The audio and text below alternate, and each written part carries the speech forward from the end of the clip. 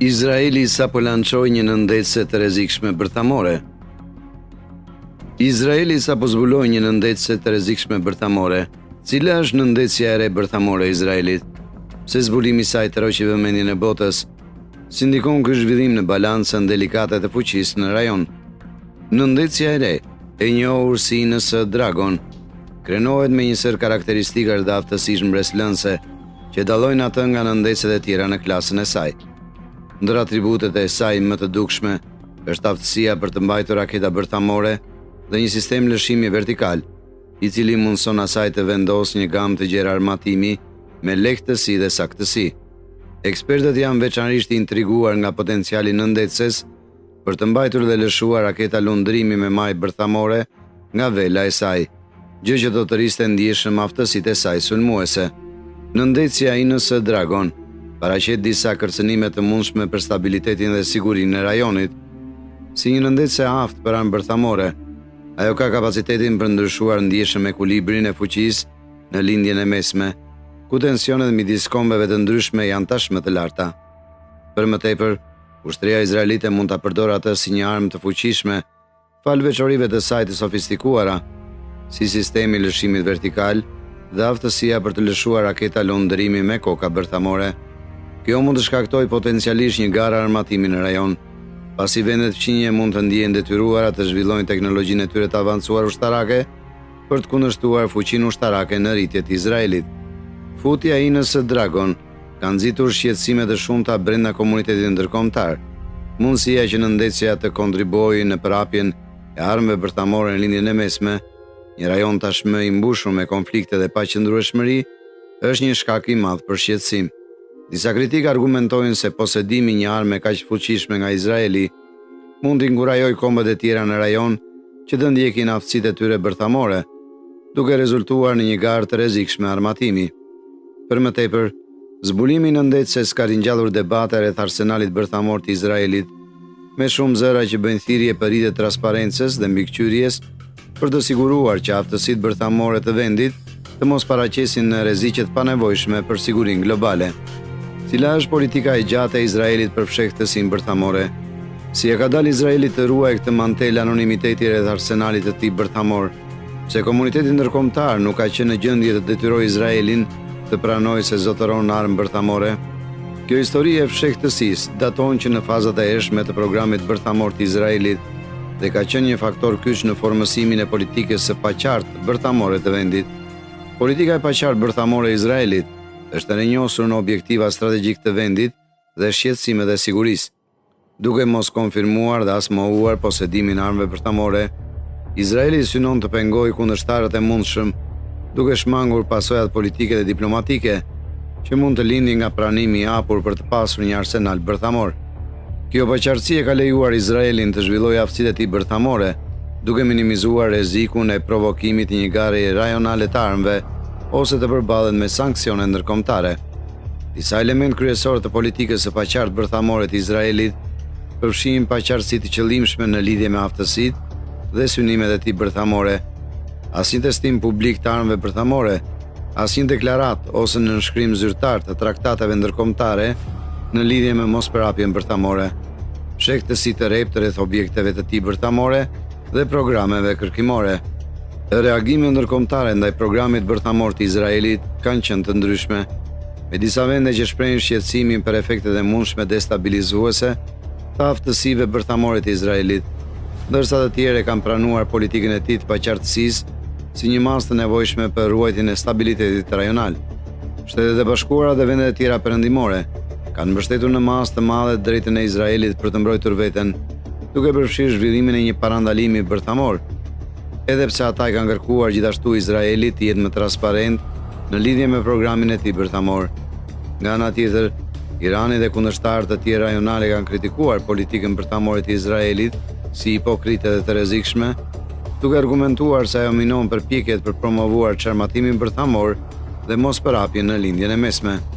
Pavarësisht këtyre tensioneve, Izraeli ka arritur të mbajë politikën e tij të paqartësisë bërthamore, edhe pse vazhdon të përmirësojë aftësitë e tij bërthamore përmes zhvillimit të nëndetëseve të avancuara të armatosura me armë bërthamore.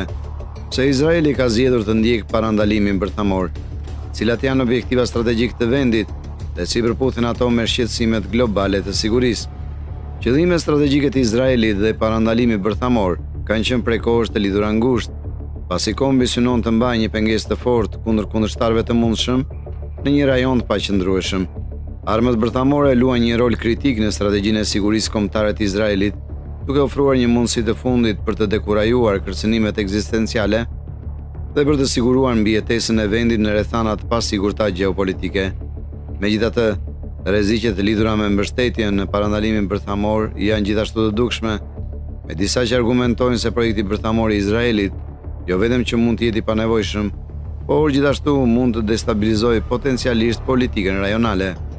Përveç aftësive të tij bërthamore, Izraeli ka investuar në zhvillimin e nëndecëve të avancuara, të cilat janë një komponent jetik i strategjisë së tij të sigurisë kombëtare. Këto nëndecë janë krijuar për të kryer misionet të ndryshme nga mbledhja e inteligjencës deri tek operacionet sulmuese. Ndërsa Izraeli vazhdon të përmirësojë arsenalin e tij, roli i armëve bërthamore në strategjinë e tij të sigurisë kombëtare bëhet gjithnjë më i rëndësishëm. Nëndecet më të fuqishme të vendit janë drejt përfundimit dhe do të shërbejnë si një element thelbësor i aftësive të tij parandaluese bërthamore, duke forcuar aftësinë e tij për t'u përgjigjur kërcënimeve të mundshme dhe duke siguruar sigurinë e vazhdueshme të popullsisë së tij. Implikimet e programit bërthamor të Izraelit dhe zhvillimit të nëndecëve shtrihen përtek kufive të tij, me pasoja të mundshme për siguri rajonale dhe globale. Ndërsa aftësia ushtarake e Izraelit rritet, rreziku i përshkallëzimit dhe konflikti në një rajon tashmë tensionuar rritet gjithashtu. Për më tepër, kombet e tjera mund të shohin përparimet e Izraelit si një kërcënim, duke shtyrë ata të ndjekin programet e tyre bërthamore si përgjigje. Kjo garë e mundshme armëve ngre shqetësimin për destabilizimin e lindjes së mesme dhe rrezikun e shtuar të konfliktit bërthamor atje. Për më tepër, modernizimi i aftësive të parandalimit bërthamor të Izraelit mund të çojë në rritjen e tensioneve me fuqitë e tjera botërore, duke përkeqësuar potencialisht tensionet ekzistuese gjeopolitike. Çfarë do të thotë nëndecja e fuqishme bërthamore e Izraelit për lindjen e mesme dhe si do të ndryshojë balancën e fuqisë në rajon? Izraeli së fundmi zbuloi një nëndecë të klasit Dolphin, që besohet i të armatosur me armë bërthamore. Ky zhvillim është i rëndësishëm sepse nënvizon angazhimin e vazhdueshëm të Izraelit për të mbajtur një prani të fortë dhe teknologjikisht të avancuar ushtarake në rajon. Në vitet e fundit, vende si Irani kanë bërë përparim të konsiderueshëm në përpjekjet e tyre për zhvilluar kapacitetet bërthamore. Zyrtarët amerikanë dhe izraelit kanë vlerësuar se Irani nuk ka marrë ende vendimi politik për të prodhuar armën më vdekjeprurse në botë. Megjithatë, prezantimi i nëndecës së re të Izraelit mund të shtyjë ata më pranë marrjes së këtij vendimi. Kjo garë armatimi është një konkurrencë e rrezikshme, duke rritur interesat për të gjithë palët e përfshira dhe duke rritur gjasat e konfliktit rajonal. Më shumë armë bërthamore në rajon mund të çojnë në një situatë ku vetë prania e këtyre arsenaleve si tensionet të mëtejshme. Kjo mund të çojë në një pikë thesë të pasigurt ku kërcënimi i luftës bërthamore bëhet më i afërt. Komuniteti ndërkombëtar duhet të njohë implikimet e kësaj përhapje bërthamore dhe të ndërmarrë hapa për të parandaluar atë të dalë jashtë kontrollit. Përpjekjet e kaluara për të frenuar garat e armëve bërthamore, të tilla si traktati i ndalimit kufizimit të testeve, tregojnë se bashkëpunimi ndërkombëtar mund të jetë efektiv në adresimin e këtyre rreziqeve, duke punuar drejt çarmatimit. Aspiron të kufizojë përhapjen e armëve bërthamore dhe të inkurajojë përdorimin paqësor të energjisë bërthamore. Izraeli, nga ana tjetër, nuk është nënshkruesi i NTP-s dhe mendohet se ka nga 80 deri në 400 koka bërthamore. Komuniteti ndërkombëtar përballet me një detyrë të madhe në trajtimin e rreziqeve të mundshme që vijnë nga zhvillimi bërthamor i Izraelit. Disa pika të rëndësishme për të shqyrtuar janë qëllimi i NTP-s për të shmangur përhapjen e armëve bërthamore, mos pjesëmarrja e Izraelit në traktat, madhësia e vlerësuar e arsenalit bërthamor të Izraelit dhe roli kritik i Agjencisë Ndërkombëtare të Energjisë së Bërthamore në monitorimin dhe verifikimin e aktiviteteve bërthamore dhe sigurimin e pajtueshmërisë së marrëveshjes në nivel ndërkombëtar. Pavarësisht nga mos pjesëmarrja e Izraelit në NTP, IAEA duhet trajtojë rreziqet e mundshme që lidhen me programin e saj bërthamor. Izraeli i tha IAEA-s në vitin 2010 se një përpjekje arabe për të përfshirë vendin në një rezolut do të ishte një goditje fatale për besueshmërinë e agjencisë. Kjo tregon ekuilibrin e ndërlikuar që IAEA duhet të arrijë në mënyrë që të adresojë kërcënimet bërthamore duke lëndruar ndaj ndjeshmërisë politike. Në këtë kontekst, Disa elemente të rëndësishëm për të marrë parasysh janë mandati i AEA-s për të monitoruar dhe verifikuar operacionet bërthamore, paralajmërimi i Izraelit kundër përfshirjes një rezolute dhe sfidat politike në trajtimin e programit bërthamor të Izraelit. Për vite me radhë, përpjekjet diplomatike për të përballur me programin bërthamor të Izraelit kanë qenë të vazhdueshme. Në vitin 2016, Izraeli dhe Gjermania ranë dakord të blinin 3 nëndetse shtesë të klasit Dolphin 2, të cilat janë ndër më vdekjeprurëset në botë. Këto nëndetse janë të afta të mbajnë koka bërthamore, duke shkaktuar frikën e konfliktit bërthamor në rajon. Përpjekjet diplomatike duhet të vazhdojnë për të përballur me rreziqet e mundshme që vijnë nga programi bërthamor i Izraelit, veçanërisht duke pasur parasysh zbulimin e fundit të vendit të një nëndetse bërthamore vdekjeprurëse. Rëndësia e programit bërthamor të Izraelit në aspektin e sigurisë botërore nuk mund të mbivlerësohet.